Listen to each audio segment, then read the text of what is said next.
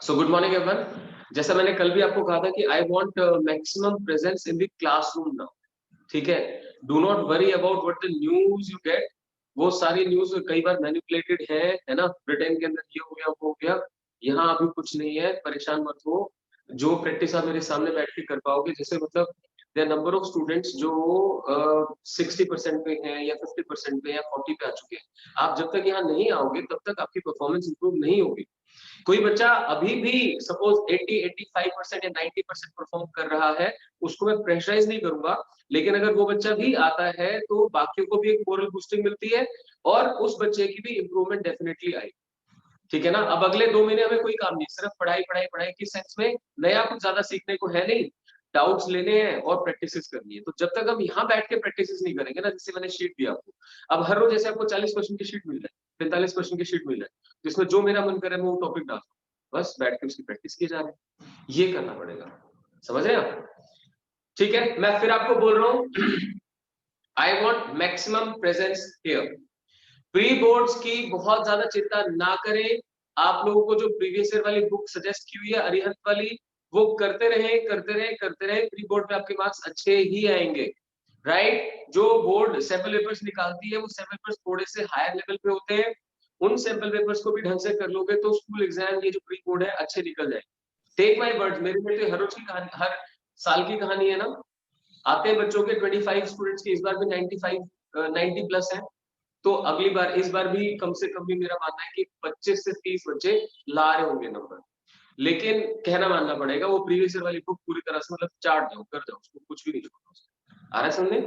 चलो ठीक है। बाकी जो ऑब्जेक्टिव प्रैक्टिसेस है ये भी तो कॉन्सेप्चुअल चीजें हैं, कॉन्सेप्चुअल भी हैं और ये मानिए कि न्यूमेरिकल भी है, तो बोर्ड वो कवर कर देती है, उसमें कुछ नहीं बचता, सिर्फ डेरिवेशन बचती है। उसमें क्या परेशानी बताओ?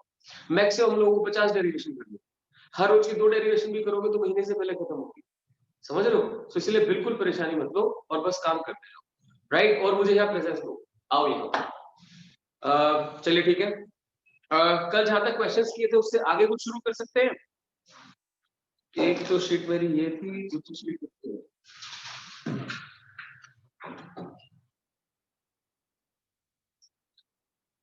और कल जैसे वो 30th क्वेश्चन था फुल वेव रेक्टिफायर वाला, है ना। तो उसमें बुक के अंदर भी इन्होंने मतलब सेंटर टैप या फिर ब्रिज रेक्टिफायर मेंशन नहीं किया है, बट ये सॉल्यूशन डेफिनेटली ब्रिज रेक्टिफायर के अकॉर्डिंग है, जिसमें आप जो ट्रांसफॉर्मेशन रेशियो 1:2 था उसके अकॉर्डिंग डबल वोल्टेज कंसिडर करके उसे सॉल्व कर रहे थे। वो तो तभी हो सकता है जब दोनों डायोड फंक्शनिंग हो एक साथ। अगर आप सिंगल डायोड को फंक्शन करवाते हो सेंटर टैप करके, तो उसमें तो माय डियर आधी आधी वोल्टेज ही यूज होगी। ठीक है, सो ये बात समझ के चलेंगे। ठीक है, 31st हो गया था, 32nd हो गया था, 33rd भी हो गया था, 34th क्या कह रहा है, 33rd हो गया था ना। हाँ हो गया था। ये क्या कहता था? Manifestation of band structure in solids is due to. बताएं, आप कुछ तो करके आए होगे ना। अब तो मैं मान रहा हूँ कि आपके पास आंसर्स भी थे, तो आपने कुछ तो किया होगा। हाँ, पॉलिश एक्सक्लूजन प्रिंसिपल, ये क्या है यार? पॉलिश एक्सक्लूजन प्रिंसिपल क्या है?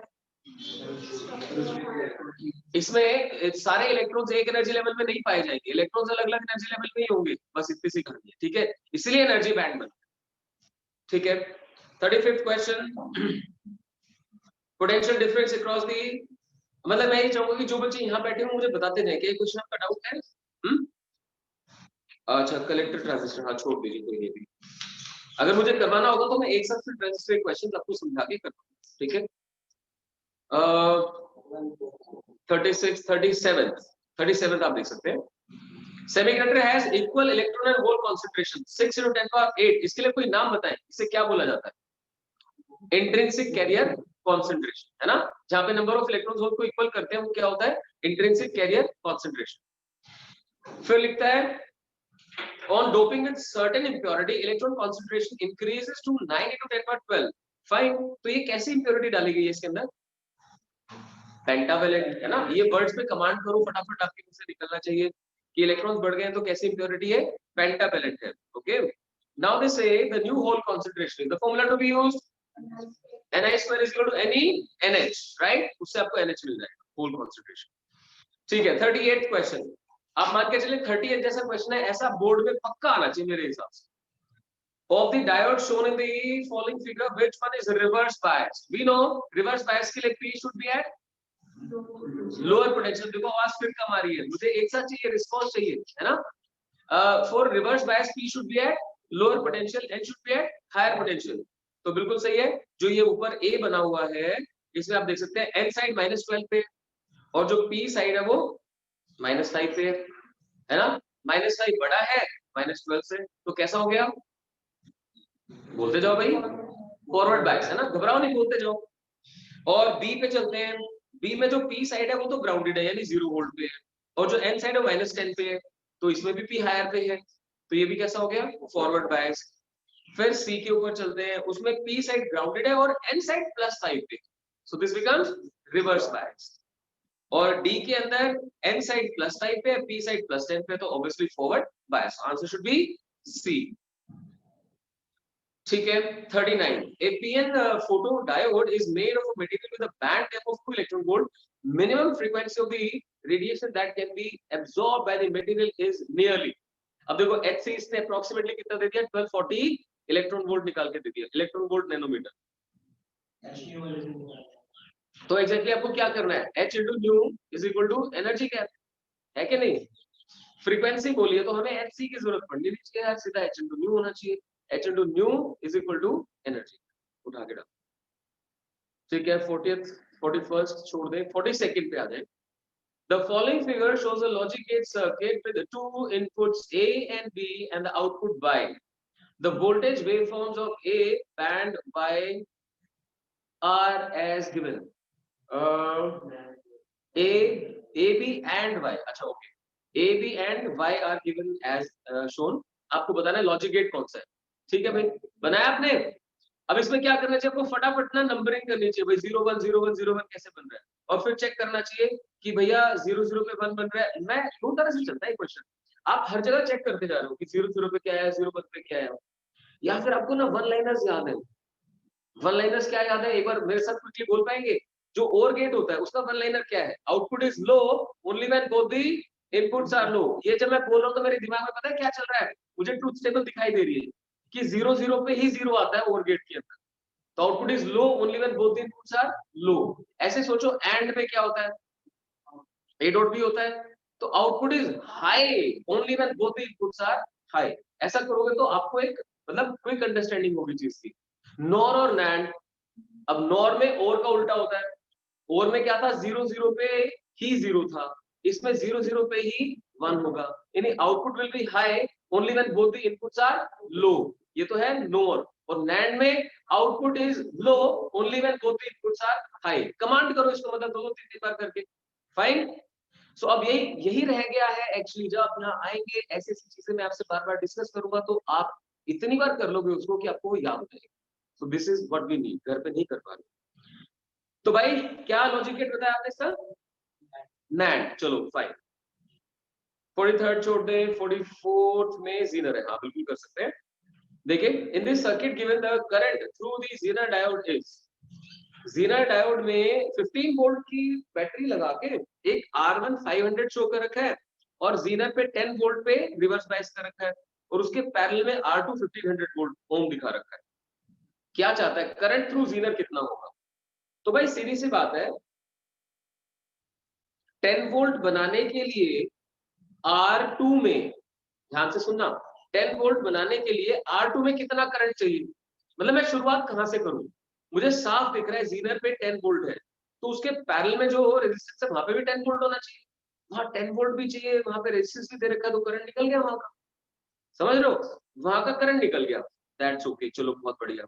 साथ साथ ये पता लग गया कि 15 में से 10 का ड्रॉप यहाँ पे हो रहा है, और 500 में कितना हो रहा है? 5 का.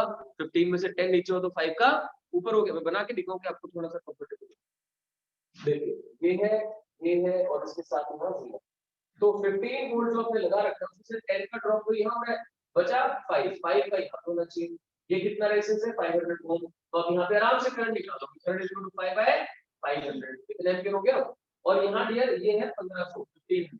तो यहाँ जो करंट जा रहा है I2 लिख देता हूँ, इधर I1 लिख देता हूँ, इधर I2. तो I2 कितना बनेगा? This will be equal to 10 upon 1500. हुई बात. अब टोटल करंट ये आ रहा है, उसमें से I2 कितना चला गया, तो I1 कितना, इस माइनस इस, आराम से कर लो। तो सारी कहानी ये थी कि आप ड्रॉन करंट भी निकाल ले और R2 में से करंट निकाल ले और सब्ट्रैक्ट करके you will get the current through zero diode. ठीक है, 46 question. Potential barrier of 0.5 volt exists in a PN junction. PN junction. Question number 46, 47 पे हमारा, ठीक है। If the depletion region is 5 into 10 power -7 meter, then what is the electric field? अब तो formula अच्छे से याद हो गया। E is equal to, आवाज नहीं आती अब तुम्हारी, आवाज सी मुझे शिवांग। इलेक्ट्रिक फील्ड का फॉर्मूला क्या होगा जब पोटेंशियल बैरियर पता है और डिस्टेंस पता है? V is equal to ED होता है ना? कैपेसिटर में भी करते हो, V is equal to ED, so E is equal to V by D, that's all। मैं आपको फिर बोल रहा हूँ अभी, मतलब जिनसे चीजें कम होती है मुश्किल चीज पे नहीं जाओ, पर आसान पे कमांड करो। E is equal to V by D। आपके अगर मेडिकल वालों की बात करूं 45 क्वेश्चन आने हैं, तो अगर इस साल का पेपर उठा के देखे तो बहुत सारे बच्चे इस बात को रो रहे हैं कि हम तो सिर्फ मुश्किल क्वेश्चन में लगे रहे, आसान क्वेश्चन पे ध्यान नहीं दिया और वहां पे हमसे वो गलत है। तो इस बार का पेपर तो मेडिकल का बहुत ही आसान था फिजिक्स का, इसीलिए इतने हाई स्कोर चले गए लोगों के। ठीक है, मतलब मैं अर्चना की बात नहीं करूं जिसके 650 है, उसका भी कहना है कि सिर्फ 2-3 मेरे से फिजिक्स के बड़े आसान क्वेश्चन खराब होता है। बिल्कुल होता है, अभी आपसे भी हुआ होगा डेफिनेटली। जिसको लगता है कि मुझे फिजिक्स नहीं आती थी, उसको क्यों लगता था? क्योंकि वो मुश्किल क्वेश्चंस की प्रैक्टिस ज्यादा करता था। मैं फिर आपको एक मतलब गुरु मंत्र कहते हैं वो दे रहा हूँ, भाई ऐसा नहीं है कि पेपर बनाने वाला ना तुम्हें निचोड़ के देखना चाहता है कि इसको अच्छा यहाँ से भी आना चाहिए, यहाँ से भी आना चाहिए। वो भी इंसान है, तुम्हें भी इंसान समझता है। वो ये बात बिल्कुल चाहता है कि बच्चे डॉक्टर बने, इंजीनियर बने। तो भाई अगर 45 क्वेश्चन है तो उसमें से 20 क्वेश्चन तो आसान मिलेंगे। पहला टारगेट तो उनको क्रैक करने का होना चाहिए ना। तो जब तक आप सिर्फ मुश्किल पे अटके रहोगे, आसान करोगे नहीं, फिजिक्स अच्छी लगती बंद हो जाएगी और फिर हो जाएगी जयराम। तो वो नहीं करो, अभी भी आपके पास टाइम है। ऐसे जेईई मेंस वालों को बोलूंगा, अब आप लोगों में से जिनकी फिजिक्स थोड़ी सी भी ठीक है, हमारा अब पहला टारगेट है केवीपीवाई, है ना? भर रखा है केवीपीवाई, है ना? मेरा मानना है कि यहाँ मेरे पास जितने बच्चे पढ़ रहे हैं उसमें से कम 20 बच्चों ने तो केवीपीवाई भर रखा होगा। आपने से कितने भरा? आपने फिल किया होगा, ठीक है। तो 31 जनवरी को है केवीपीवाई का एग्जाम, तो आपके पास 1 महीने से ऊपर है। 1 महीने दबा के प्रैक्टिस करेंगे तो निकल जाएगा। और केवीपीवाई की खास बात क्या होती है, उसमें सब्जेक्ट वाइज नहीं चलता, टोटल देखा जाता है। तो नॉर्मली मैंने हर साल ये देखा है कि जो मेडिकल के स्टूडेंट्स हैं वो ज्यादा निकाल रहे होते हैं, क्योंकि उनको बायो करनी कंपैरेटिवली आसान होती है। तो मैं फिर बता रहा हूँ, यू हैव एन एज। जो नॉन मेडिकल वाले स्टूडेंट्स हैं उनके लिए थोड़ा सा टफर इसलिए हो जाता है कि वहां पे ना नंबर ऑफ क्वेश्चन ज्यादा होते हैं, स्पीड ज्यादा रिक्वायर्ड होती है। तो बायो वाले उसको कर पाते हैं, मैथ्स वालों के लिए वो सॉल्विंग थोड़ी सी मतलब टाइम तो लेती है। But still you should not lose hope. अभी आप आपके लिए सबसे बड़ा चैलेंज ये है कि स्कूल्स या तो बोर्ड एग्जाम्स को डिले नहीं कर रहा है, जो कि हमें पूरी तरह क्लियर नहीं है, या फिर स्कूल्स अपने स्किन सेव करने के लिए जैसे हर साल चलता था वैसे ही प्री बोर्ड को जनवरी में लेके आ रहे हैं। जबकि केवीपीवाई जो कि नवंबर एंड में होता था वो जनवरी एंड में शिफ्ट हुआ है, जो कि एक इंडिकेशन होना चाहिए कि सारे एग्जाम्स कोई 25-30 दिन डिले होने चाहिए। स्कूल वालों को ये बात पता होनी चाहिए कि अच्छा बच्चे केवीपीवाई की तैयारी कर रहे हैं तो उनको अपने प्री बोर्ड्स फरवरी की तरफ शिफ्ट करने चाहिए थे। अभी तक भी कोई डेट तो नहीं आई आपके बोर्ड एग्जाम, है ना? कोई एग्जाम की डेट नहीं है। हर बार यही बात चल रही है कि मीटिंग होगी उसमें कुछ बताएंगे। तो यहाँ थोड़ा सा नॉन कोऑपरेशन है स्कूल की तरफ से। मैं उनको गाली नहीं दे रहा हूँ, बट नॉन कोऑपरेशन, ये बात नहीं समझ पाते। मतलब प्रिंसिपल का अपना बच्चा पढ़ रहा हो तो वो शायद सोच पाए, अभी वो नहीं सोच पाते। बट स्टिल मैं आपको फिर भी कह रहा हूँ, आपने जितनी मेरे साथ तैयारी करी है और अब हम रिवीजन करेंगे, तो प्री बोर्ड का बिल्कुल डर मत लो। प्री बोर्ड में आपको टॉप नहीं करना स्कूल, प्री बोर्ड में आपको 70 में से 40, 45, 50 क्वेश्चन तक का ही इंतजाम करके चलना है। जो बच्चे पढ़ रहे हैं उनका है अभी भी जरूर, राइट? लेकिन क्या आप केवीपीवाई क्लियर करना चाहते हो? That is a bigger question, वो दिमाग में डालो। समझ रहे हो? ये मैं उन बच्चों के लिए बोल रहा हूँ जो ठीक ठाक परफॉर्म कर रहे हैं, मतलब जिनका स्कोर 120 में से 75 या अबव आता है। जिनका 60-50 रह जाता है उनको भाई प्री बोर्ड में पूरा जोर देना चाहिए, उनके लिए केवीपीवाई बिल्कुल नहीं। ठीक है, तो आप अपने आप को जानते हो, उसके अकॉर्डिंग काम करना शुरू। घबराओ नहीं, स्कोर आएगा, चिंता ना। ठीक है, तो कहाँ पहुंच गए थे? लॉजिक गेट हो गया था, उससे नेक्स्ट वाला, हाँ ये वाला करंट समझा दिया मैंने आपको। ये टोटल करंट, उसमें से ये वाला करंट सब्ट्रैक्ट कर देंगे तो सीधा का करंट। फिर एनपीएन ट्रांजिस्टर आ गया, और आगे बढ़ते हैं। अब कहता है the VI characteristics of silicon diode is shown in the figure. Resistance of diode at ID is equal to 15 milliampere. तो ये जो आपके सामने इन्होंने ग्राफ बना रखा है, इस ग्राफ के अंदर एक पर्टिकुलर करंट बोल दिया कितना 15 मिली एम्पियर, और 15 के सामने 0.8 वोल्ट दिखाई दे रहा है, दिख रहा है? तो बस ठीक है, रेजिस्टेंस क्या होता है, वोल्टेज अपॉन करंट। तो आप क्या करोगे 0.8 अपॉन 15 मिली एम्पियर करके सॉल्व कर दो, दैट शुड गेट आंसर। आया आंसर इससे? हाँ जी आया? नहीं आया तो अभी करो फटाफट, करो करो दोबारा करो। इसकी डॉटेड लाइंस तो यही समझा रही है, 0.8 अपॉन 15 मिली एम्पियर। अप्रोक्सीमेट देख लेना, अगर एग्जैक्ट नहीं आएगा तो आप समझ सकते हैं 15 5 75 होता है। मतलब मैं इसमें फिर कहता हूँ, आपके ना अपने कुछ स्किल और कॉन्फिडेंस होता है, क्या करते हैं आपको 0.8 को सपोज 15 से डिवाइड करना है, 15 5 75, समझते हो? तो कुछ 5 के आसपास होना चाहिए। तो क्या आंसर ए दे रखा है इसका 47 का, बी दिया हुआ है 10 दिया हुआ है, ऐसा कैसे हो पाएगा? 10 के लिए तो 15 चाहिए, फिर 0.5 0.8। अच्छा ये पता है क्या किया होगा समझा, ये ना डायग्राम पूरी तरह से क्लियर नहीं हो रहा, क्या किया होगा वो, let me try this way, कि जो ये ग्राफ बनाया गया है इसमें 20 के साथ तो शायद 0.8 को रखा गया, ध्यान देना, और 10 के साथ रखा गया है 0.5, 15 इसके बीच में है, समझ रहे हो? अगर 15 8 पे होता तो सोचने की बात है, 85 का आंसर आता। अभी क्या करते हैं 15 के लिए तो कुछ नहीं रखा, और लीनियर ये है, तो आप एवरेज वैल्यू उठाते हो। एवरेज कैसे उठाते हो, 0.8 by 20 plus 0.5 by 10 divide by 2, देखो करके कुछ मिलता है क्या?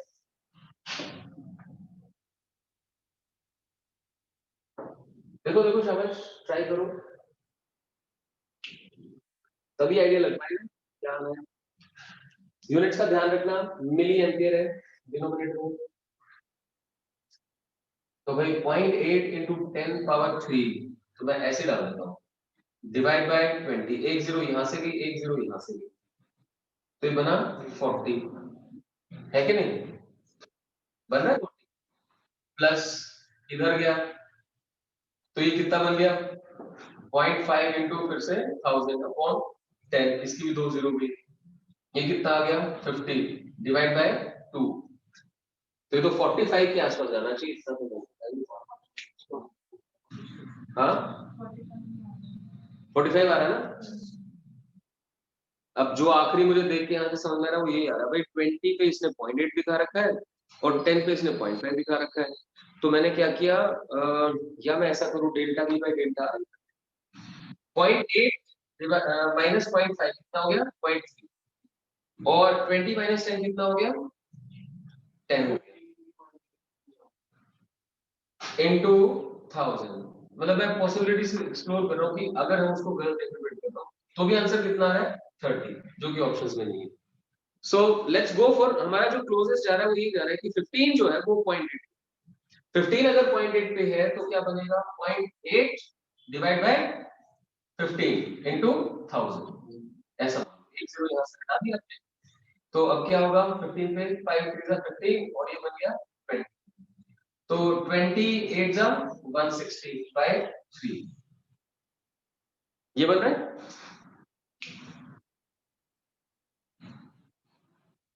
हाँ तो बिल्कुल ये तो काफी ज्यादा जा रहा है, कुछ इसमें प्रॉब्लम है, कोई बात नहीं, मैं साथ साथ चेक कर लेता हूँ, वेट करो आप तब तक नेक्स्ट क्वेश्चन करो। देखिए क्वेश्चन में क्या फ्लो है, स्टेटमेंट में जहां 0.5 दिख रहा है वहां पे 0.7 है एक्चुअली, तो आप क्या करते हैं यहाँ पे रेसिस निकालने के लिए, है ना, एवरेज वैल्यू निकाल देते हैं, change in voltage upon change in current, ये बात समझ के चलें, change in voltage upon change in current, कितना वोल्टेज चेंज हुई 0.1, करंट कितना चेंज हुआ 10 मिली एम्पियर इनटू 1000, एक जीरो यहां से गई एक जीरो यहां से, क्या आंसर आ गया 10, राइट। सो इसलिए मैं आपको भी कहता हूं जब घर पे क्वेश्चंस ट्राई करते हैं, एक बार किया दो बार किया, अगर फिर भी बात नहीं बनती तो गो टू द सॉल्यूशन, कई बार एरर्स होते हैं बुक्स के अंदर, क्या हो ठीक कर लो, ठीक है। तो 0.7 था, तो आगे से ऐसा क्वेश्चन है तो आप समझ सकते हैं कि भाई इसके ऊपर तो एग्जैक्टली कुछ लिखा नहीं रखा, और मिडिल आपने सोचना नहीं, कारण क्या है लीनियर कर्व नहीं, नॉन लीनियर कर्व है, तो आपको change in current, change in voltage निकाल के वहां से उठा के सॉल्व करना। That should be the answer. ठीक है। 48 a PN junction photodiode is fabricated from a semiconductor with a band gap of 2.5 electron volt. The signal wavelength is, obviously बात है, आप क्या करेंगे, hc by lambda is equal to 2.5, but ध्यान रखें कि ये इलेक्ट्रॉन वोल्ट में गिरी। आपको ही पता है फिर hc की वैल्यू कितनी कंसीडर करनी है ना, 12375 इतने इलेक्ट्रॉन वोल्ट ऐसे करके करना, या 12, अब जैसे कल वो किया 400। ठीक है। एम्पलीफायर वैसे आपने किया नहीं है, पर मैं जो ये बताता हूँ, कास्केडिंग बोलते हैं, एक के साथ एक को कनेक्ट कर देते। जैसे सोचो अगर हम एक के बाद एक लेंस लगाए, तो पहले लेंस ने जो मैग्निफिकेशन करी है और दूसरे लेंस ने जो मैग्निफिकेशन करी उनको मल्टीप्लाई करते हैं, पहले का मैग्निफिकेशन फिर उसका मैग्निफिकेशन तो मल्टीप्लाई करते जाते हैं। ऐसे एम्पलीफायर्स के अंदर होता है। होता क्या है एम्पलीफायर, जैसे मैं अभी बिना माइक के बात कर रहा हूँ आपसे, सपोज करो कि मुझे 500 लोगों की गैदरिंग को एड्रेस करना हो, तो 500 लोगों के गैदरिंग एड्रेस करनी है, तो भाई वो जो माइक है, माइक चाहिए होगा। माइक अकेला थोड़ी ना काम करता है। माइक क्या करता है, मेरी वॉइस को, है ना, जो साउंड है, साउंड को इलेक्ट्रिक में कन्वर्ट करता है। वो इलेक्ट्रिक सिग्नल जाता है एम्पलीफायर के अंदर, एम्पलीफायर उसे बढ़ाता है। वो जब बढ़ जाता है, फिर वो जब स्पीकर से आवाज निकलती है तो कंपैरेटिवली ज्यादा निकलती है, loud sound, that is called amplification. तो ऐसे आप एक के बाद एक अगर एम्पलीफायर लगा देंगे, तो ओवरऑल जो एम्पलीफिकेशन होगी उनके मल्टीप्लिकेशन से आ जाएगी। तो मेरे ख्याल इस क्वेश्चन को तो हम सोच सकते हैं, है क्या? Two amplifiers are connected one after the other in series, that is cascaded. First amplifier has a voltage gain of 10, second has a voltage gain of 20. इसका मतलब टोटल वोल्टेज गेन कितना हो गया, 200। सीधा सीधा ये तो समझ आना चाहिए। इनपुट सिग्नल की वोल्टेज कितनी है, 0.01, तो आउटपुट की पूछ रहा है। ठीक है भाई, गेन, गेन क्या होगा, आउटपुट अपॉन इनपुट। आउटपुट क्या होगी, गेन मल्टीप्लाइड बाय इनपुट, तो 200 मल्टीप्लाइड बाय 0.01 कितना आ गया, 2 आ गया। That should be the answer, है ना। 49th क्वेश्चन का देखो, सी होना चाहिए एग्जैक्टली। ठीक है। अच्छा, जैसे नेक्स्ट में डीबी में कन्वर्ट करने के लिए बोलूंगा, amplifier has a voltage gain of 100, the voltage gain in dB is, आपको ध्यान है डीबी में कन्वर्ट कैसे करते है, कुछ ध्यान, जो इंटेंसिटी ऑफ साउंड को कन्वर्ट करते हैं क्या लिखते थे, I इज इक्वल टू, है ना, I not, I not sorry L N, L N I upon I not, ऐसे करके करते हैं। तो ये भी बेस 10 बना देते हैं एक्चुअली, लॉग विद बेस 10, और यहाँ पे आ रहा होता है 10, ऐसे करके सॉल्व कर रहे होते हैं, अगर आपको ध्यान हो। जैसे समझना, 120 dB पे आई जो आई नोड के कंपैरिजन में कितना, 120। आपको अगर इसका आंसर 120 चाहिए तो 10 तो था ही, 10 कितने से मल्टीप्लाई होना चाहिए, 12 से। इसकी वैल्यू कितनी आनी चाहिए, 12। अगर आई नॉट को 10 लिख दो तो ऊपर होना चाहिए 10 पावर 12, तो 12 क्या होगा, बाहर, ऐसे करके। आई नॉट नहीं, सॉरी, आई नॉट के कंपैरिजन में आई जो होना चाहिए, I should be equal to I naught into 10 power 12, तो ये वैल्यू बन जाएगी 10 पावर 12, और फिर यहाँ से 12 निकल जाएगा, ऐसे करके सॉल्व करेगा। तो कोई बात नहीं, जब मैं साउंड के क्वेश्चन अभी आपको दोबारा करवाऊंगा तो उसमें डीबी को उठा। 51st, the potential barrier developed in a junction diode opposes the flow of, potential barrier majority carriers को oppose करता है minority को, आवाज नहीं आई, majority carriers को, surely.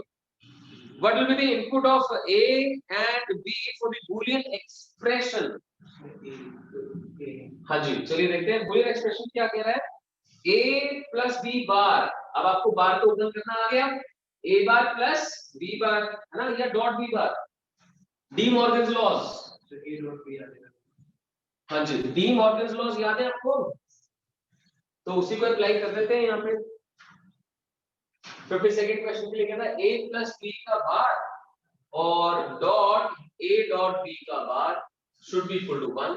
तो थोड़ा सा ओपन करते हैं पहले, ये बना a bar bar dot b बार बार, मानते हैं। अच्छा, इसका मल्टीप्लिकेशन किसके साथ, याद देखना, a bar bar plus b बार बार, मानते हो या गलत लिख रहे हैं, ध्यान दो, a प्लस बी था ना, तो a bar dot b bar और यहाँ से a bar plus b bar, ये बनेगा। This thing is equal to 1। तो बात तो एक ही रही, या थोड़ा सा फर्क पड़ा आपको यहाँ पे a बार या b बार की फॉर्म में ये क्लियर होगा, और इसका फिर मल्टीप्लिकेशन। हाँ जी, अब क्या करें, हिट एंड ट्रायल कर दें? या तो आप क्या कर सकते हैं, इसका इधर मल्टीप्लिकेशन करें, या फिर आप सिंपली क्या करें, हिट एंड ट्रायल करें। हिट एंड ट्रायल में क्या है, इनपुट्स क्या दे रखे हैं, 0 0। शुरू कर सकते हैं उससे कि अगर a को 0 माना जाए तो कितना बन गया 1, b को 0 माना जाए तो भी कितना बन गया 1 डॉट, a को 0 माना जाए तो 1 प्लस 1, तो बिल्कुल सही है, 1 into 1 क्या आ गया 1 आ गया। That is the answer. Okay, 53rd, in a pure semiconductor the number of conduction electrons is 6 into 10 power 18 per cubic meter. How many holes are there in a sample of size 1 centimeter into 1 centimeter? देखो pure semiconductor तो जो number density electrons की होगी वही number density holes की होगी। Size इसने बना दिया 1 centimetre into 1 centimetre into 1 millimetre, जबकि ऊपर दिया हुआ है क्यूबिक मीटर, तो मीटर में कन्वर्ट कर लो भाई। तो सेंटीमीटर के हिसाब से बना 10 का -2, दूसरे सेंटीमीटर के हिसाब से भी -2, और मिलीमीटर के हिसाब से -3, तो कितना चला गया -7, तो 10 पावर -7 इतने मीटर क्यूब में ये निकालना चाह रहा है, जबकि हमारे पास 6 into 10 पावर 18 है पर मीटर क्यूब, तो इतने मीटर क्यूब में 10 पावर -7 डाल दो, तो 6 into 10 पावर 11 है ऐसा आंसर। बस दैट शुड बी, ठीक है ना, क्लियर करके चले। Then 54th question, mobility वाला।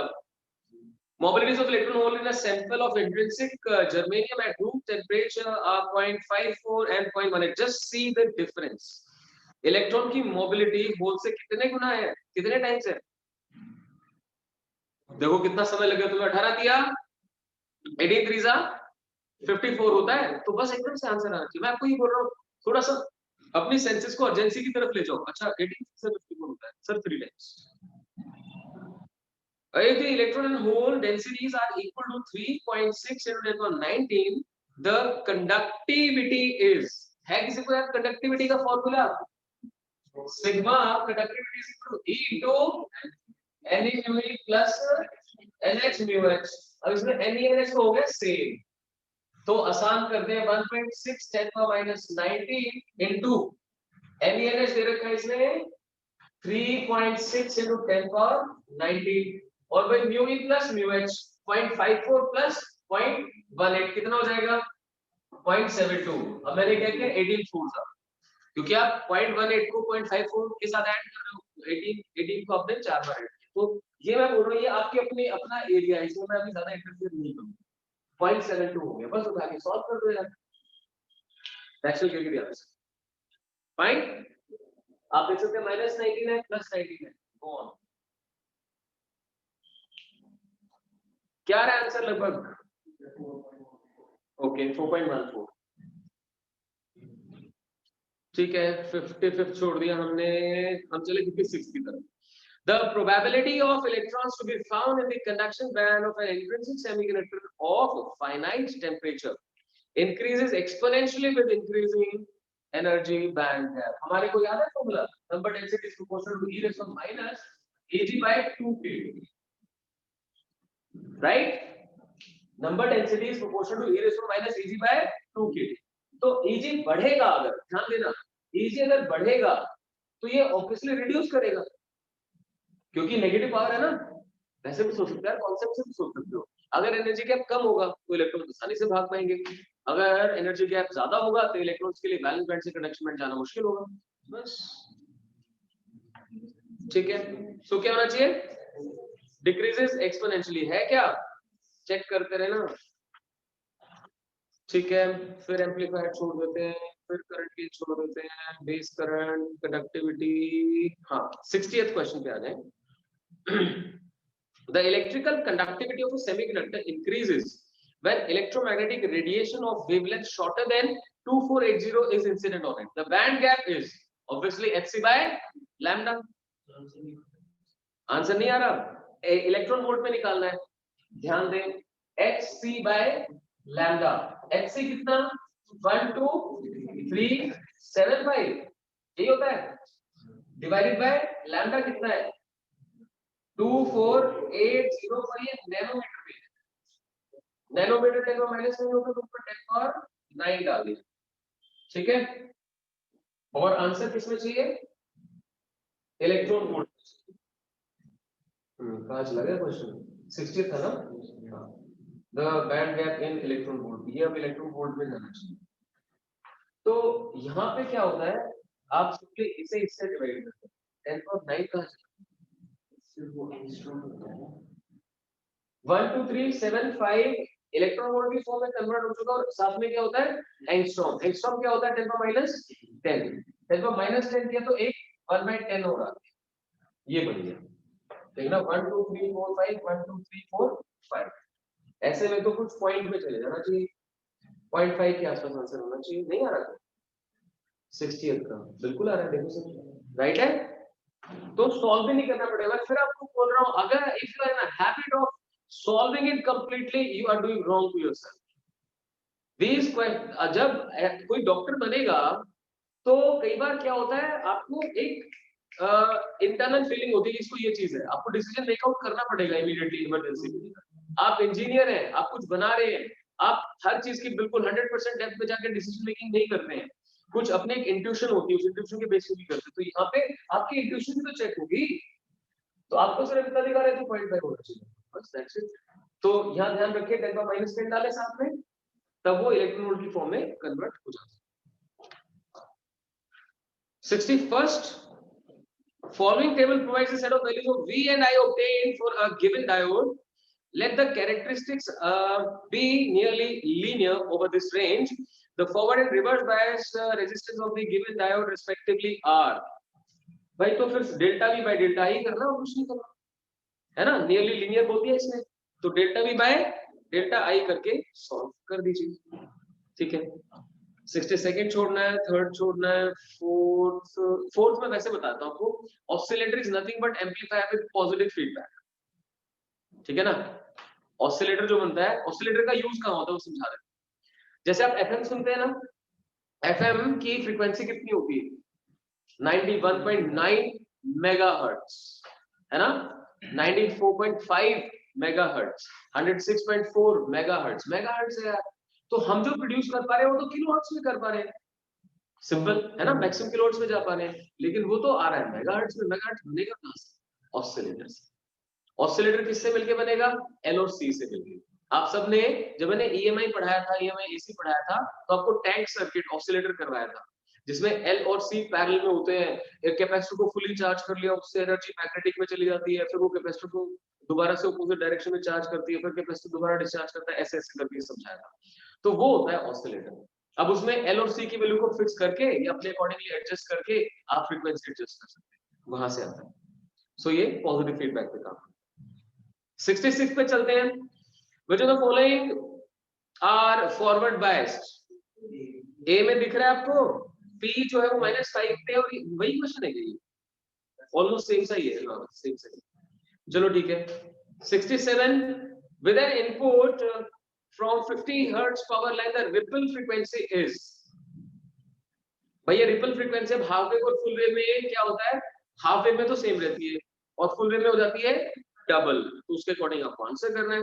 50 hertz is DC output of half wave as well as full wave ना भी ना, 50 in half and 100 in full, तो सी आंसर आ रहा है, ठीक है।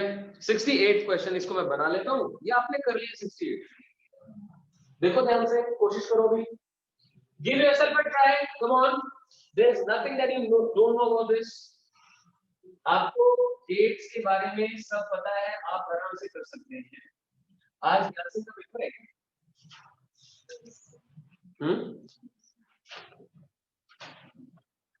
बस ये मुझे तो ये समझ आया कि हमें अपनी कोशिश की होती है, कोई बच्चा मिस कर जाएगा तो वो कवर अप करेगा, जो कवर अप नहीं कर पा रहा वो सच में रिजल्ट नहीं होगा, मतलब ओवर द इयर्स मेरा एक्सपीरियंस ही बना, नहीं तो जो मैं करवाना चाहता हूँ वो वही हो पाता है। सो मेहनत कश बच्चे हैं वही रिजल्ट लाएंगे।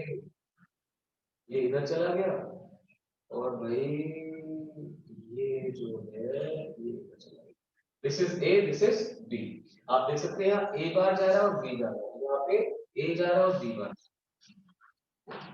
और इसकी आउटपुट है इसमें डाल दी और में, दिस इज और। देखिए एंड और फिर अब एंड में क्या चलता है, देखिए मल्टीप्लिकेशन होता है एंड में, तो यहां आना चाहिए ए बार डॉट बी, यहां आना चाहिए ए डॉट बी बार, देखकर बोले कृपया, ठीक है, ए बार डॉट बी और ए डॉट बी बार। यहां पे ऐड करवा रहे हो तो क्या बनेगा, A bar dot B plus A dot B bar, ये बनेगी भैया आउटपुट, ये आउटपुट बनेगी, देख लें क्या आएगा, ए बी वाई 0 0 0 1 1 0 1 1, यहीं से तो उठाना चाह रहा होगा बिल्कुल। तो देखिए जरा, जब ए 0 है तो ये 0 हो गया है ना, फर्स्ट के लिए देखो ए बी 0 बी बी 0, तो यहाँ बी 0 यहाँ ए 0, आंसर क्या आया 0। अच्छा अब मान लो ए को कर दिया 0, तो यहाँ 1 मिल गया, बी भी 1 था तो 1 बन गया, यहाँ 1 आ गया, इसमें ए तो 1 है लेकिन बी 0 है तो बी बार 1 हो गया, यहाँ भी 1 आ गया। अब ए और बी दोनों 1 है तो ये भी 0 हो गया और ये भी 0, ठीक है ना। जब दोनों इनपुट 0 थी तो 0 मिला, जब दोनों इनपुट 1 थी तो भी 0, इसे एक्सओर गेट कहते हैं, एक्सओर एक्सक्लूसिव और, ये ऐसे बनता है, this is exclusive or, A bar dot B plus A B bar, exclusive or मतलब कि भाई दोनों में से एक हाई होना चाहिए तभी आपको हाई मिलेगा, तो दोनों अगर सेम आ गए तो आपको 0 मिलेगा, ठीक है। अच्छा ऐसे ही और उदाहरण बना रखा है एक्सक्लूसिव नोड बोलते हैं, उसमें क्या करते हैं, आप एक बार इस लॉजिक को देखना, अगर y is equal to a bar b bar plus a b हो तो इसकी आउटपुट क्या बनेगी, बना के देखना, यहीं पे बना देते हैं, y डैश लिख देता हूं उसे। अगर दोनों 0 है तो ध्यान दें, दोनों 0 है तो ये तो 0 बन गया लेकिन ये तो 1 बन गया, यानी यहां 1 आ गया, फिर से दोनों 1 है तो ये 0 हो गया लेकिन यहां से 1 आ गया। अब अगर a 0 है तो ये 0 हो चुका और b 1 है तो ये 0 हो चुका, तो क्या आ गया 0। यहां पे देखो a 1 है और b 0 है, a 1 है तो ये 0 हो गया और b 0 है तो ये भी 0 हो गया, तो ये हो गया 0, इसको बोलते हैं एक्सनॉर, एक्सनॉर। तो ये जो लॉजिक है ये एक्सनॉर का है और ये लॉजिक एक्सऑर का है, A bar B plus A B bar XOR, A bar B bar plus A B XNOR, exclusive NOR, यानी कि जब दोनों इनपुट सेम होंगी तभी आपको हाई मिलता है, ऐसे,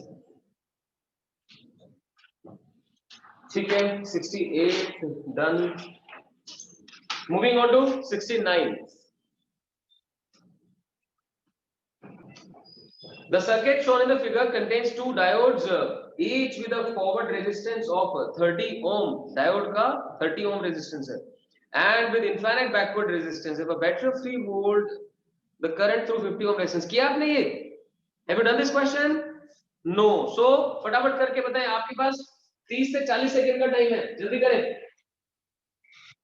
देखिए ध्यान से क्या करना है, फाइनल अनुसार बैटरी का पॉजिटिव इधर है, नेगेटिव इधर है, इस डायोड का P इधर है, N इधर है, तो करेगा कंडक्ट, इसका N इधर है, P इधर है, तो भाई कंडक्ट ही नहीं करेगा। और जब ये कंडक्ट करेगा तो कितना रेजिस्टेंस ऑफर करेगा, 30 का रेजिस्टेंस ऑफर करेगा, बता रखा है इसने, है कि नहीं।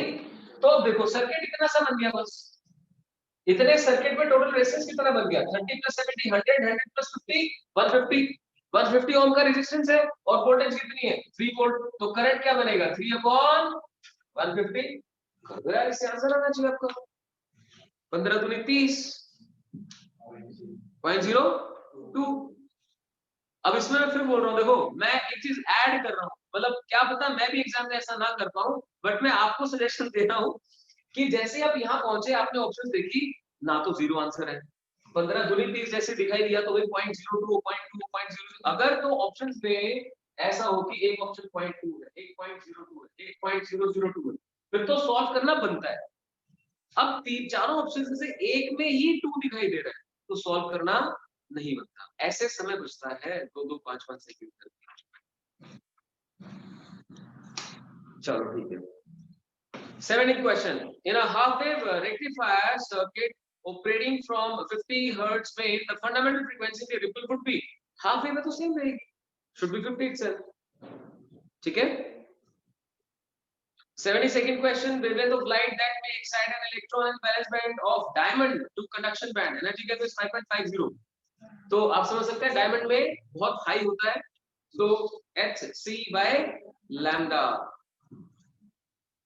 अब आप ऐसा मत करना कि हाँ इसमें तो hc by lambda होगा, हो जाएगा, नहीं, मेरा तो चल जाएगा, आपको सॉल्व करना है ताकि आपकी स्पीड बढ़े। ठीक है, hc by lambda फटाफट फटाफट करें। चिराग मेरी बात को समझ रहे हो? हाँ, सॉल्व करना है, मतलब आप ऐसे नहीं छोड़ सकते कि हाँ ये क्वेश्चन तो हो जाए, वो दुख देता है वहां बैठ के। 70 कर रहे हैं, 70 सेकंड करो करो, सॉल्व करो। मैं यही बोल रहा हूँ, ऑनलाइन में पता है मुझे भी क्या रहता है कि अच्छा क्वेश्चन ऐसे कर लोगे, ऐसे करके निपटाने का, लेकिन जब यहाँ बैठ के क्वेश्चन करोगे तो मैं वेट करूंगा कि अच्छा हो गया क्वेश्चन, चलो अब नेक्स्ट पे चलो। तो ये थोड़ा सा डिफरेंस है। अगर घर पे किया था तो अभी फिर दोबारा कर, खाली तो बैठना ही नहीं। जिसने पहले कर रखा है वो भी प्रैक्टिस में मेरे साथ करे, उसका रीजन समझो। आपकी स्पीड बढ़ाना हमारा सबसे बड़ा काम है। करे करे, शाबाश, हो गया।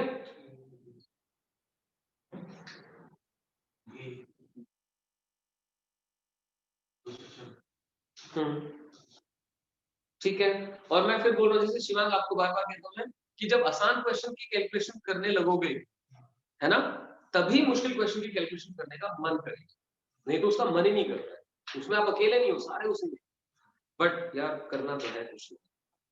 तो चलिए 73rd question, in an N type silicon which of the following statements is true.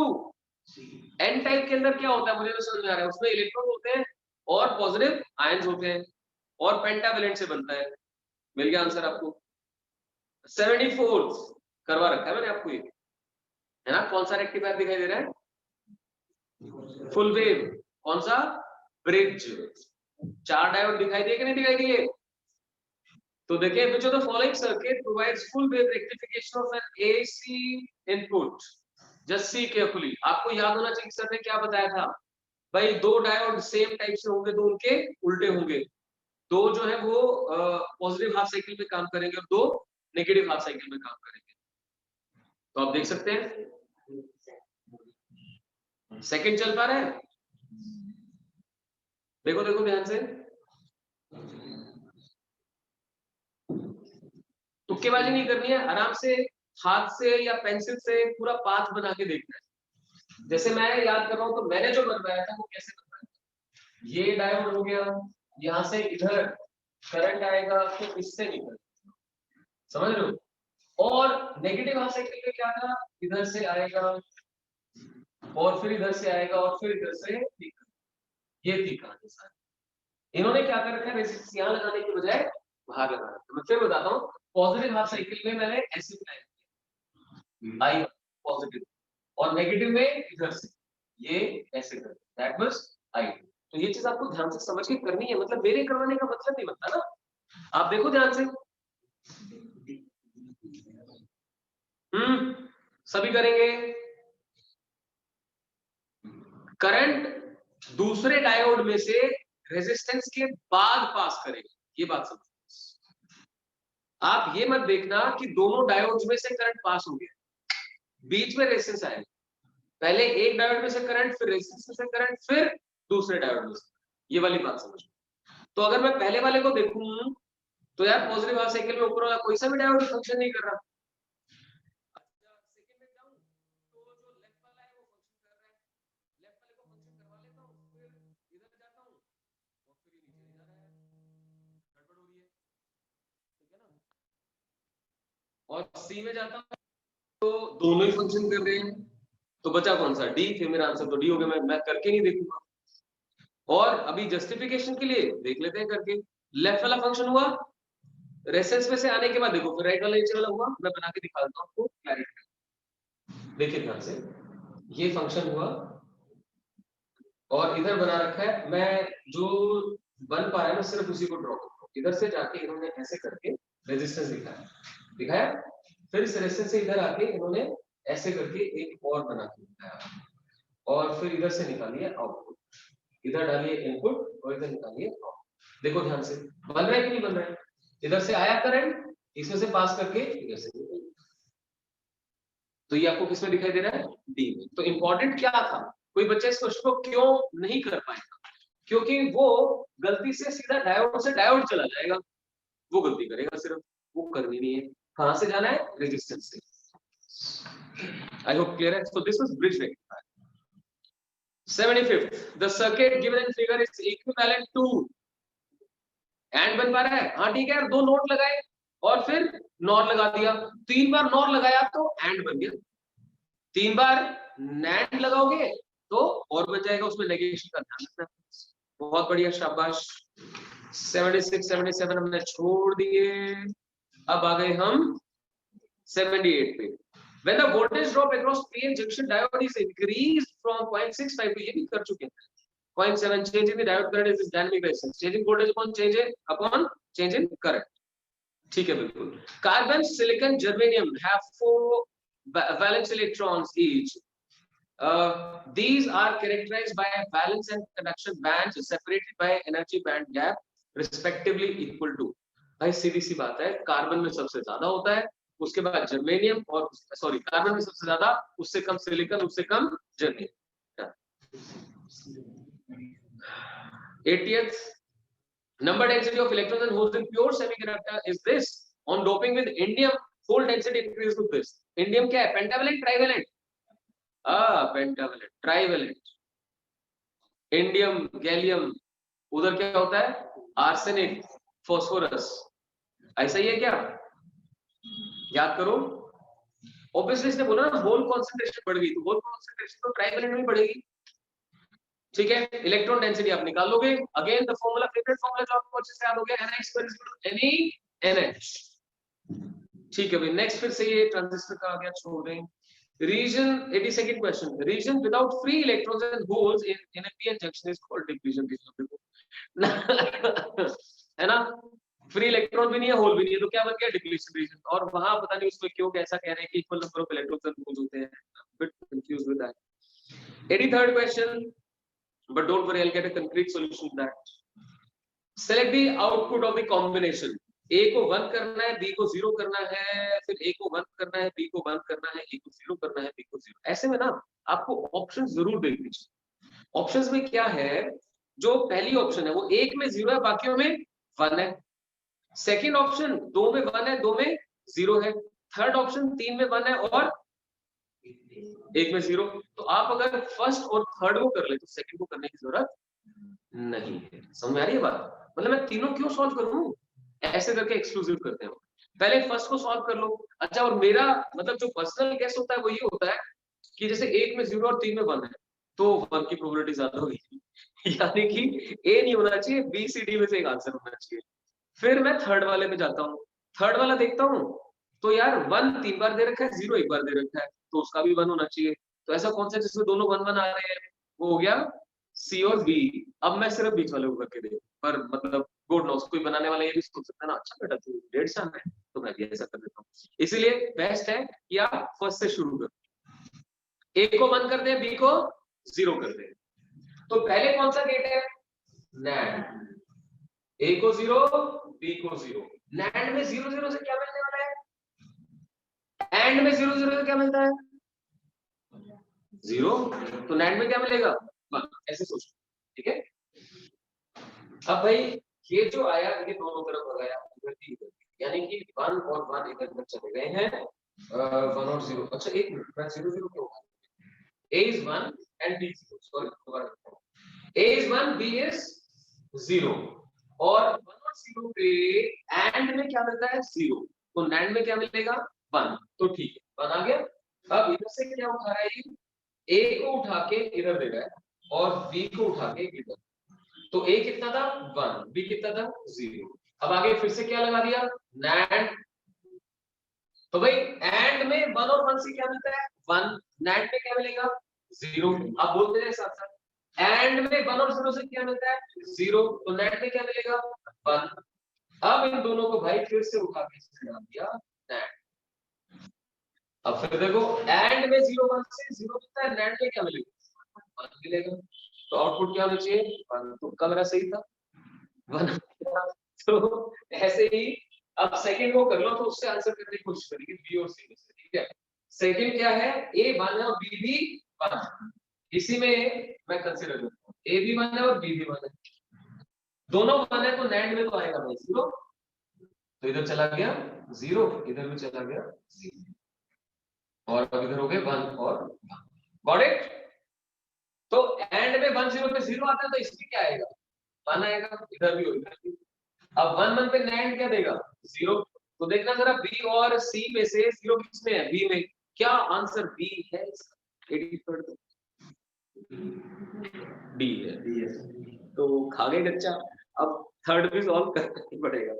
तो ठीक है, बिल्कुल इस बात को समझ के चले कि क्वेश्चन बनाने वाला ये बात जान सकता है कि आप क्या सोच रहे हो, तो वो आपके दिमाग से खेल सकता है, तो पूरा ही सॉल्व कर ले, ज्यादा अच्छा रहेगा।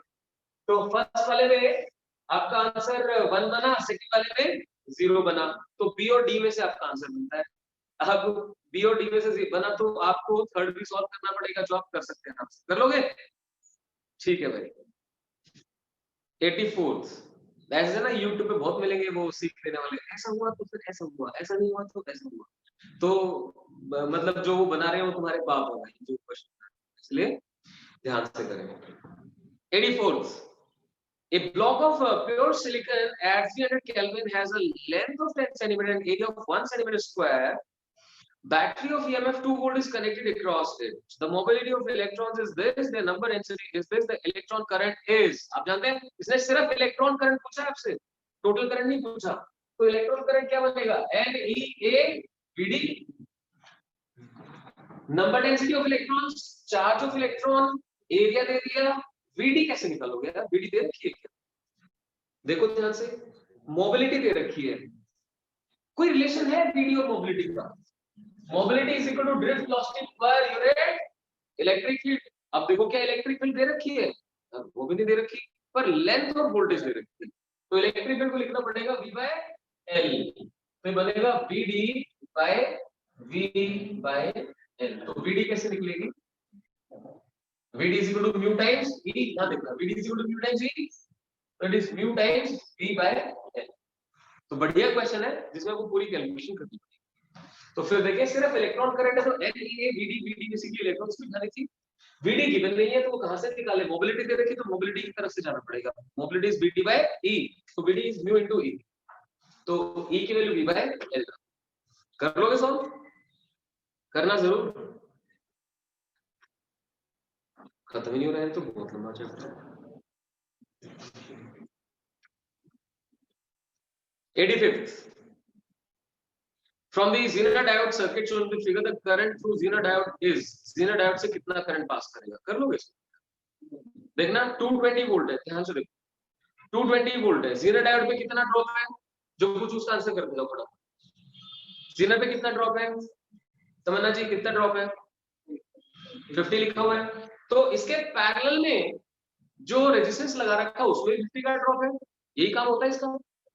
तो 50 का ड्रॉप यहाँ हुआ 220 में से, इसने पूछा कि आपसे करंट, तो ऐसे क्वेश्चन अभी थोड़ी देर पहले किया था आपने।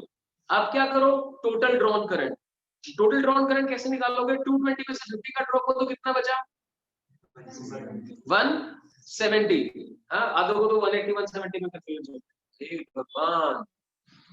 तो 170 का ड्रॉप किसमें हो रहा है, 5 किलो ओम में, तो वहां करंट निकाल लो वोल्टेज अपॉन रेजिस्टेंस करके, समझ रहे हो ना, वो जो करंट आया वो टोटल करंट था, उसी ने तो डिवाइड होना था।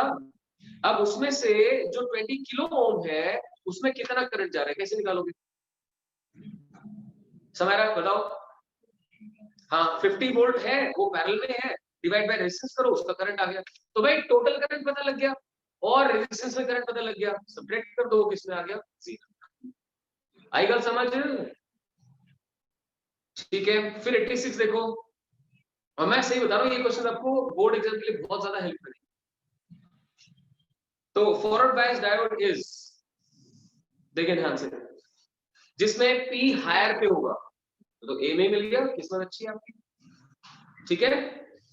बट मैं ऐसे में कहूंगा कि आपको ना प्रैक्टिस सब पे कर लेनी चाहिए, वो और पक्का कर दिया कॉन्सेप्ट को। जैसे सेकंड में देखोगे तो -4 -3, -4 इज लेसर देन -3, ठीक है। 87th question, 3 photodiodes are made of semiconductors having energy band gap 2.5 to 3, which one will be able to detect light of wavelength 6000 angstrom? तो मुझे क्या करना चाहिए? अच्छा, लंबे रास्ते से आने की कसम खा रखी है तुमने, पहले इसी लैम्डा से एनर्जी निकाल लो ना, बस। तो फिर छोटा तरीका अपनाएंगे अपन। आपका कहना गलत नहीं है, लेकिन वो तरीका लंबा है। जैसे आपका घर कहाँ पे है? सेक्टर 16, बहुत बढ़िया। अब आपके पास यहाँ आने के क्या रास्ते? आप सेक्टर 6 की तरफ से भी आ सकते हो, आप हाईवे पे आते हुए और 7 वाली साइड से मुड़ सकते हो। पर आपने कहा यार ऐसा है, मेरा मन कर रहा है दाना पानी खाने का, पहले दाना पानी। तो देखे ध्यान से, 6000 लैम्डा गिवन है, तो आप xc बाय लैम्डा सॉल्व करें। आपको पता है बड़े अच्छे से कि भाई ये अब क्योंकि क्लोज है 2.52 एंड 3, तो 12375 करना चाहिए। 12400 into 10 का -10 डिवाइडेड बाय लैम्डा कितनी दे रखी है? 6000 एंगस्ट्रॉम। एंगस्ट्रॉम हटा देते हैं, 2 0 घटाई, थोड़ा सा आइडिया मिल जाएगा, ये भी हटा देते हैं। तो 6 2 जा 12। अब यहाँ पे क्या सोचना है, देखो ध्यान से, 6 2 जा 12, अगर 1 to 3 पे भी जाता तो 2 पॉइंट समथिंग ही आ रहा होता ना, तो 2 पॉइंट समथिंग में कौन सा जा रहा है? हाँ जी, 2 पॉइंट समथिंग का मतलब क्या है? इससे जो एनर्जी मिल रही है वो 2 से कुछ ऊपर मिल पा रही है। तो इन्होंने क्या पूछा है? Which one will be able to detect the light? तो भाई जो 2.5 है 3 है वही कर पाएगा। हाँ क्या करना क्या? 3 photodiode are made up of 2.5 2 अच्छा सॉरी, इनमें से क्या है कि एक का 2 है, एक का 2.5 और एक का 3 है। तो हमें देखना है कि ये किससे ज्यादा है, ये किससे ज्यादा है। ये 2 पॉइंट समथिंग जा रहा है, 2.5 तो नहीं बन रहा। देखो ध्यान से, 6 2 12, उसके बाद क्या करना पड़ेगा? 0 आएगी, यानी ये 2 से कुछ ऊपर बन रहा है, तो ये इसी को सेटिस्फाई कर रहा है, इन दोनों को सेटिस्फाई नहीं कर रहा। ठीक है, तो फिर सुन लीजिए, 3 मटेरियल थे, उनके एनर्जी बैंड गैप 2.5 और 3 थे। इंसिडेंट रेडिएशन दी थी, इंसिडेंट रेडिएशन से कितनी एनर्जी मिल पा रही है वो आपने निकाला, वो 2 पॉइंट समथिंग है, जो कि 2.5 से कम है। इसका मतलब वो सिर्फ किसको करेगी? 2 को करेगी। तो 2 कौन सा है? बी है, तो बी आंसर है। श्योर। ट्रांजिस्टर अब आपको करना नहीं। लो भाई लास्ट क्वेश्चन पहुंच गए, ट्रांजिस्टर मीन फ्री पाथ। हाँ जी, अब देख सकते हैं 90th question. The mean free path of conduction electrons in copper is about 4 × 10⁻⁸. The electric field which can give on an average 2 electric volt energy for conduction electron in a block of copper is. बताया बताया शाबाश। mean free path of conduction electron बताया इसने। Electric field which can give an energy of this. देखिए ध्यान से कहां जाना पड़ेगा। एनर्जी और वोल्टेज में क्या रिलेशन होता है? ईवी, याद करो, अगर V पोटेंशियल डिफरेंस है तो एनर्जी क्यू भी बनती है। तो जो चीज इलेक्ट्रॉन वोल्ट में दे रखी है 2 इलेक्ट्रॉन वोल्ट, क्वेश्चन कहां गया? 2 इलेक्ट्रॉन वोल्ट, उससे 2 वोल्ट निकल आया, यानी कि पोटेंशियल डिफरेंस कितना? 2 वोल्ट। अच्छा, मेन फ्री पाथ दे रखा है, लेंथ दे रखी है आपको, लेंथ कितनी आ गई? 4 × 10⁻⁸। तो निकालनी क्या है? Electric field. तो इलेक्ट्रिक फील्ड क्या होती है? V by L, 2 divided by 4 into ऊपर 10⁸ डाल दो, तो 0.5 into 10⁸, यानी 5 into 10⁻⁷। देखो बी आंसर है 90th का, बनी बात। तो देखो क्वेश्चन आसान था, लेकिन अपनी तरह का शायद पहला क्वेश्चन था लोग, देखिए समझ रहे हो ना? तो दिमाग चलाना पड़ेगा कि क्या कहना चाह रहा है। इसने एनर्जी की बात कर दिया, इलेक्ट्रिक फील्ड की बात कर रहा है, कौन सा फॉर्मूला है? इसको फॉर्मूला मैंने पढ़ा ही नहीं। ठीक है, अच्छी बात है, नहीं पढ़ा। लैम्डा आपको गिवन है, आप V डिस्टेंस और इलेक्ट्रिक फील्ड को कोरिलेट कर सकते तो आपने एनर्जी से वोल्टेज में कन्वर्ट किया, 2 वोल्ट आ गया, 2 वोल्ट आ गया, फिर लेंथ देगी, मीन फ्री पाथ में वो बेसिकली लेंथ है जिसमें इलेक्ट्रॉन एक्सेलरेट कर सकता है, उसे उठा के आपने यूज कर दिया। फाइन, चलिए देन 91st आप कर सकते हैं आराम से। In good conductors of electricity, the type of bonding that exists is कौन सी होती है? मेटेलिक। ये क्या होती है? वैंडर वॉल तो मुझे पता है, वैंडर वॉल कौन सी होती है? डाइपोल डाइपोल वाली, है ना? कोवलेंट पता है हमें, आयनिक भी पता है, और मेटेलिक क्या होती है? मेटल्स की बॉन्डिंग अलग होती है, तो आयनिक ही नहीं होगी वो। हाँ, मेटल्स की बॉन्डिंग अलग होती है क्या? होता है मेटेलिक बॉन्ड, चलो ठीक है, metallic bond. 93rd question, which of the following equation correctly represent the temperature ratio of energy between the conduction and enlargement of silicon? Silicon में तो 1.1 होता है, तो 1.1, अब आपको क्या समझना है, टेम्परेचर बढ़ने पर एनर्जी गैप बढ़ना चाहिए या कम होना चाहिए? मैंने आपको बताया नेग्लिजिबल इफेक्ट आता है, लेकिन कम ही होगा ना टेम्परेचर बढ़ने पर। कम होगा तो 1.1 से कुछ ना कुछ सब्ट्रैक्ट ही होगा, तो आंसर क्या बन गया? सी बन गया। देखो सी है तो ये आंसर आ गया। आई बात समझे? तो सिलिकॉन के लिए 1.1 माइनस समथिंग, जो आपको बोला था भी इंजीनियरिंग में जाके आप लोग करते हो, वो ये इस टाइप का फॉर्मूला, ठीक है। और जो ऊपर 0.70 दे रखा है वो किसके लिए आ जाएगा? जर्मेनियम के लिए। सिलिकॉन में 1.1 होता है, जर्मेनियम में 0.7 होता है, तो वो यहाँ से आप एडजस्ट कर सकते हैं, ठीक है। अभी जैसे 95th है, ये भी आप कर सकते हो। 3 एम्पलीफायर्स आर इन सीरीज 10, 20, 30, तो टोटल कितना हो गया? 600 या 6000? 6000 हो गया रिस्पेक्टिवली। और 1 मिली वोल्ट का सिग्नल डाल रखा है, आउटपुट पे क्या मिलेगा? मल्टीप्लाई कर लोगे, उसके अकॉर्डिंग कर सकते, ठीक है। कॉमन एम्पलीफायर, डेसिमल, बाइनरी छोड़ो, जीरो डायोड। 99th क्वेश्चन, दो बचे हमारे, 99 और 100। A Zener diode of power rating 1 watt is to be used as a voltage regulator. Zener diode break down voltage of 5 volt, ठीक है। It has to regulate voltage which fluctuates between 3 and 7. Input voltage 3 से 7 जा रहा है, input 3 से 7 जा रही है, तो इसको प्रोड्यूस क्या करनी है? 5 करनी है। और भाई इसकी पावर क्या है? 1 वाट है, ठीक है। What should be the value of RS for safe operation? इसके साथ जो यहाँ पर रेफरेंस चलता है RS, वो क्या होना चाहिए फॉर सेफ ऑपरेशन? अच्छा क्वेश्चन है। आउटपुट पे आपको 5 चाहिए, इनपुट पे 3 चला गया या 7 चला गया, तो करंट कम ज्यादा होगा। बताएं बताएं बताएं कैसे करोगे? पावर है और वोल्टेज है, करंट निकल सकता है। जीरो डायोड में कितना करंट जा रहा है? पावर अपॉन वोल्टेज 1/5, 0.2 हो गए, 0.2 एम्पियर, ठीक है ना। अब 7 के हिसाब से बात करते हैं।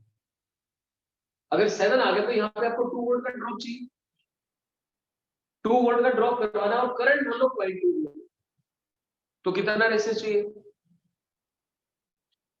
बोलो। वोल्टेज आपको 2 चाहिए और करंट आपके पास 0.2 है, तो रेजिस्टेंस कितना हो गया? 10 हो गया। तो यहाँ पे 10 के आसपास चाहिए आपको, क्योंकि जीनर का करंट जो है वो दूसरे वाले से काफी ज्यादा होगा। देखना क्या आंसर दे रखा है, बिल्कुल आई बात समझ में। तो फिर देखो ये भी अपने आपका नया क्वेश्चन आ गया, बट कॉन्सेप्ट वही था जो अभी तक यूज करते आ रहे थे कि जीनर में वोल्टेज ड्रॉप कितना? 5, यहाँ पे मैक्सिमम आ गया 7, 7 से 5 लाना है तो 2 का ड्रॉप यहाँ चाहिए भाई। लेकिन करंट कैसे निकलेगा? पावर दे रखी है, पावर अपॉन वोल्टेज करके आपको करंट मिल गया, लगभग इतना ही करंट आ रहा है इसमें से पास, थोड़ा सा ज्यादा होता है, negligible. 100 question, study the circuit, name the gate. अच्छा ये तो आप आराम से बता दोगे, हाँ जी, एंड हो गया। Done the exercise. अब इसमें सिर्फ ट्रांजिस्टर बचा है, तो वो मेरे ऊपर है, मेरा जब मन करेगा मैं आपको करवा दूंगा। तो अब एक बार आपका सिलेबस हो गया भाई बढ़िया तरीके से, अब हम मिक्स प्रैक्टिसेस करते रहेंगे। आप तैयार होके आए, मैं आपको बता देता हूँ कौन सा टॉपिक करवाऊंगा, उसके लिए आप तैयार होके। अभी आपने मोमेंट ऑफ इनर्शिया किया है। अच्छा मुझे किसी बच्चे की डिमांड आ रही है कि सर फ्लूइड और थर्मोडायनेमिक्स काफी टाइम से नहीं हुआ। वेव मैंने इस प्लस टू शुरू करते करते बिल्कुल शुरू में काफी सारा वेव करवा दिया था, मानो मतलब 80% वेव मैंने वहां पे कवर अप कर दिया था। दोबारा कर दूंगा कोई बात नहीं, लेकिन first let us pick the topics जो हमने बहुत ही कम किए हैं, या मैं ऐसा मान लेता हूँ मैकेनिक्स के पॉइंट से मैं कोशिश करता हूँ या तो स्प्रिंग के क्वेश्चन उठा के लाता हूँ कल, ठीक है, या वो रोलिंग वाले क्वेश्चंस, स्प्रिंग वाले क्वेश्चंस, या फिर हम उठाएंगे फ्लूइड्स। तो आपका आज का काम सुन लीजिए क्या है। आपको अपनी तरफ से